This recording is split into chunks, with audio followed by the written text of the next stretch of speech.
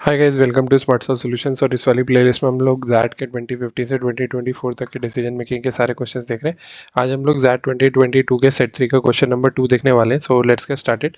तो ये जो पूरा का पूरा सेट है ये मैं आपको पार्ट 1 में यानी वीडियो नंबर 1 में क्वेश्चन 1 में एक्सप्लेन कर चुका हूँ। अगर आपने वो नहीं दिखे तो आप वो जाके देख सकते हैं, ताकि आपको ये पूरा सेट जो है वो क्लियर हो जाए। बेसिकली एक क्रक्स जो इस क्वेश्चन के लिए इंपॉर्टेंट है वो ये होगा कि भाई साइंटिस्ट जो है उनको रूम्स जो है वो वहीं पे मिलते हैं जहाँ पे वो काम करते हैं, ठीक है। बट उससे पहले वो एक स्टूडियो अपार्टमेंट में रखा जाता है उनको, और जब कोई भी रेसिडेंशियल जो है फ्री होता है फिर वो उनको वहाँ पे शिफ्ट करते हैं। तो उसके लिए जितने भी न्यू कमर्स हैं सब एक क्यू में लगे हुए हैं, नंबर 1 2 3 4 ऐसे, जिसका सबसे पहला नंबर है जब घर खाली होगा तो उसका सबसे पहले वो मिल जाएगा। बेसिकली ऐसा है। अभी देखते हैं। Ron Regard joins FURSCA recently and is placed third in the housing queue. He has been temporarily housed in a studio apartment. Given that the studio apartment is too small, he requests his sister to take care of their ailing parents while he awaits a regular house allotment. ठीक है। As months pass, his sister finds it difficult to accommodate her parents along with her in-laws. She requests Rong to accommodate them with his family. Since he is third in the queue, he may not get a house allotted in the near future.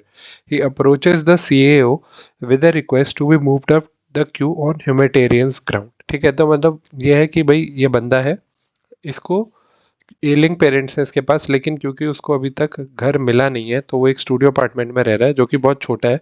तो उसने अपनी sister से बोला है कि please आप अभी जब तक मेरे को घर नहीं मिल जाता तब तक आप मेरे पेरेंट्स को रख लो अपने घर में। तो बट क्या हो रहा है कि वो सिस्टर के पास भी अब क्या है, उसके इन लॉज भी वहीं पे रहते हैं और उसके मॉम डैड भी वहीं पे आ गए, तो वो ज़्यादा दिन तक उनको रख नहीं पा रही है। तो उसने रिक्वेस्ट किया कि भाई आप प्लीज़ इनको अपने साथ ही रखिए क्योंकि इट्स क्रिएटिंग अ प्रॉब्लम।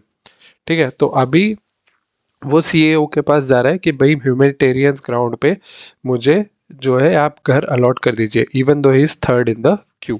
ठीक है। तो अब देखते हैं हम लोग। Which of the following responses by the CEO shall be perceived as the most appropriate by all the stake holders.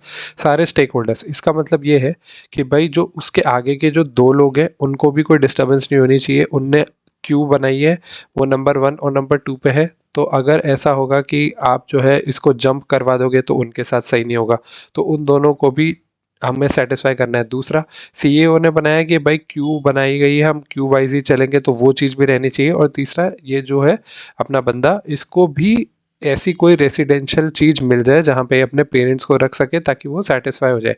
तो इन तीनों चीज़ों का, इन तीनों स्टेक होल्डर्स का हमको ध्यान में रखना है। अगर इन तीनों स्टेक होल्डर्स को आप सेटिस्फाई कर पा रहे हो, ऐसा ऑप्शन हमें ढूंढना है। Option A, ask wrong to negotiate and arrive at a consensus with the two scientists ahead in the queue which the CEO shall implement. पहली चीज तो ये है कि भाई नेगोशिएट करेगा। मान लो 1 और 2 वालों ने मना कर दिया तो क्या होगा फिर? थर्ड वाला तो वहीं के वहीं रह गया ना, अगर उन्होंने मना कर दिया तो। दूसरा, वो लोग इसको जंप करने देंगे तो उनके साथ गलत हो जाएगा, क्योंकि वो जो है ऑलरेडी क्यू में पहले हैं। हो सकता है उनकी भी कोई प्रॉब्लम हो, but most importantly by the rule, क्योंकि वो फर्स्ट है तो उन्हें मिलना चाहिए। ठीक है। और अगर ऐसा सीईओ इम्प्लीमेंट करता है तो आगे जाके नेगोशिएशन वाली चीज़ चालू हो सकती है, तो फिर क्यू के कोई मायने नहीं रह जाएंगे। तो इसमें most of the stakeholders जो है वो सेटिस्फाई नहीं हो पा रहे हैं, इसलिए ये आपका आंसर नहीं हो सकता। Option number B, inform wrong that nothing can be done since violation of the rules will set a wrong precedence. कुछ नहीं हो सकता, तो उसमें तो फिर बहुत सारे स्टेक होल्डर्स रह गए ना। रॉन्ग को तो मिला ही नहीं, उसको चाहिए था तो वो सेटिस्फाई नहीं हुआ। Facilitate wrong in getting a house in the city along with free commutation for the first 3 months.